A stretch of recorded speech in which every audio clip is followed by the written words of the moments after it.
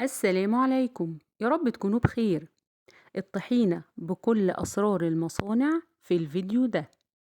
يعني هتعملي طحينة لا هتكتل منك في البرطمان، ولا الزيت هيفصل عن الطحينة. هتفضل بإذن الله بيور، حاجة كده فاخر من الآخر، زي بتاعة السرجة أو المصانع. طحينة خام بيور، مفيهاش أي افتكاسات ولا مكونات خزعبلية. هي تركاية واحدة بس، وهتاخدي أحلى طحينة ممكن تعمليها في حياتك. يلا بينا نشوف عملناها ازاي. بس الأول لو لسه مشتركتيش في القناة انزلي اشتركي وفعلي الجرس عشان يوصلك كل جديد.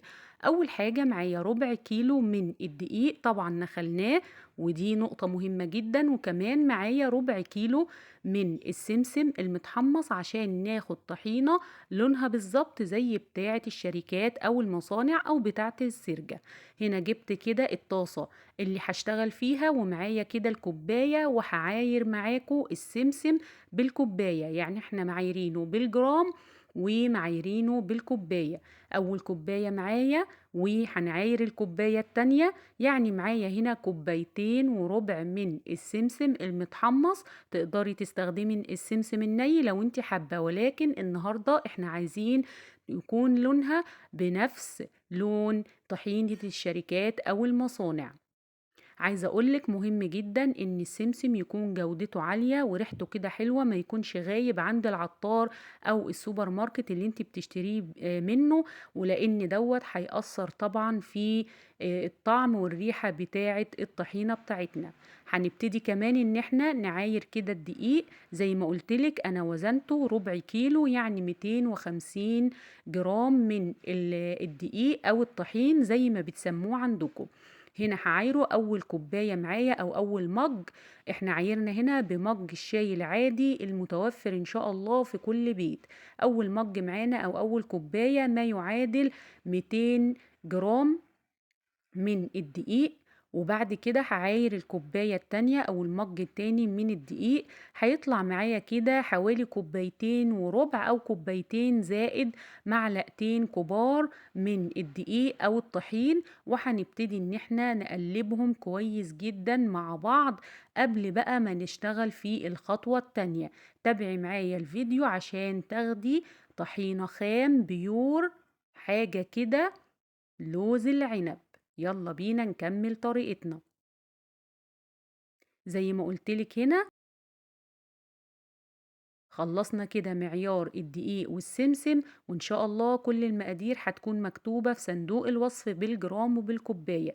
طبعا ما ننساش رشة الملح اللي هتظبط معانا الطعم بتاع الطحينة بتاعتنا. وهنقلب كل المكونات مع بعضها بالشكل اللي انت شايفاه ده. انا هنا عايزة الدقيق كده يلف كده يختلط كويس جدا مع السمسم، ورفعته على النار على نار هادية جدا جدا.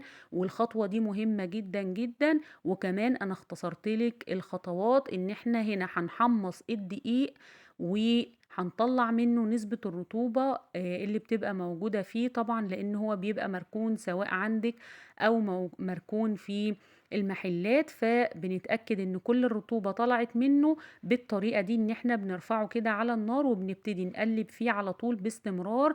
اوعي وحذاري ان الدقيق يتلسوع منك او يتحروق منك كده، يبقى خلاص مش هينفع معانا. زي ما قلتلك انا هنا حطيت الدقيق مع السمسم عشان نختصر الخطوات.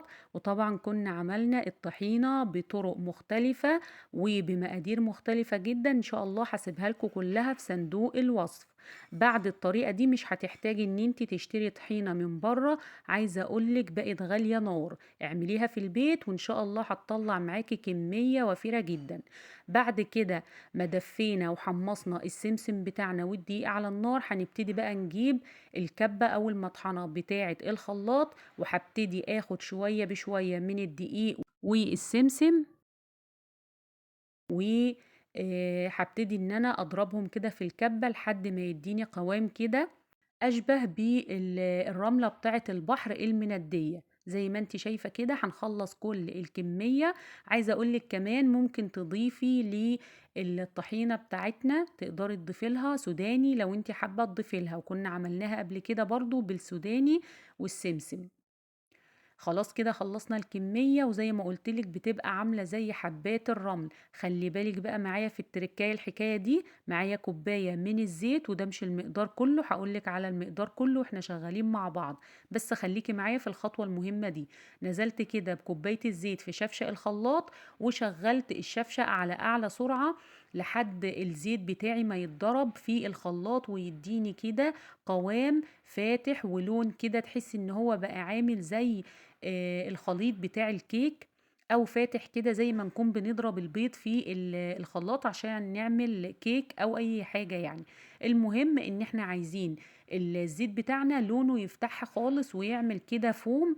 ودي التركاية بقى اللي هتخلي معاكي الطحينة ابدا ابدا ما تفصلش منك، مهما قعدت عندك في التلاجة او حتى بره التلاجة، الزيت مش هيفصل عن الطحينة، وهيبقى قوامها زي الفل لحد اخر حبة في البرطمان.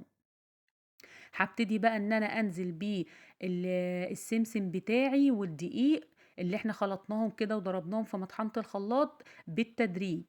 وطبعا الكمية بتاعت الزيت دي مش هي طبعا الكمية الكافية لكمية الدقيق والسمسم. احنا هنا عاملين نص كيلو من الدقيق والسمسم، ربع كيلو وربع كيلو. فهنبتدي ان احنا نزود كده، هجيب نص كوباية كمان من الزيت، وهبتدي ان انا انزل بيها سرسوب بسيط خالص ورفيع جدا لحد ما يديني القوام اللي انا عايزاه. لو انت حابة ان القوام بتاع الطحينة بتاعك يكون خفيف، هتنزلي بكل الكمية بتاعة الزيت. ولو حابة ان هي يكون القوام بتاعها يعني تقيل شوية، هتقللي كمية الزيت، يعني هتضيفي ربع كوباية من الزيت. زي ما انت شايفة انا نزلت هنا بكل الكمية بتاعت الزيت، يعني استخدمت الكمية بتاعتي النهاردة بتاعت الطحينة كوباية ونص من الزيت عشان تطلع بالقوام اللي انت شايفاه ده. زي ما قلتلك لو حابة ان هي تكون اتقل من كده، طبعا هي لسه دافية من حرارة الضرب يعني في الخلاط، وكمان احنا كنا محمصين الدقيق والسمسم على النار فكانوا دافيين معانا، فطبعا لسه دافية معانا. كل ما هتبرد معاكي كل ما القوام هيتقل. زي ما قلتلك هتديكي بسم الله ما شاء الله البرطمانات دي حوالي كيلو الا ربع من الطحينة، واتعملت بمنتهى السهولة وبسرعة جدا، وهتوفر معاكي تقدري ان انت تستخدميها بقى. عايزة تعملي حلاوة طحينية، عايزة تعملي سلطة طحينة، هتستخدميها في المطبخ في حاجات كتير ما تقدريش تستغني عنها. تقدري تضيفيها كمان على العسل الأسمر، حاجة كده يعني ما شاء الله تبارك الله. يا رب يكون الفيديو عجبكم. لو عجبكم ما تنسوش شير ولايك وسبسكرايب لقناتي، قناتي تايهة في المطبخ. والسلام عليكم ورحمة الله وبركاته.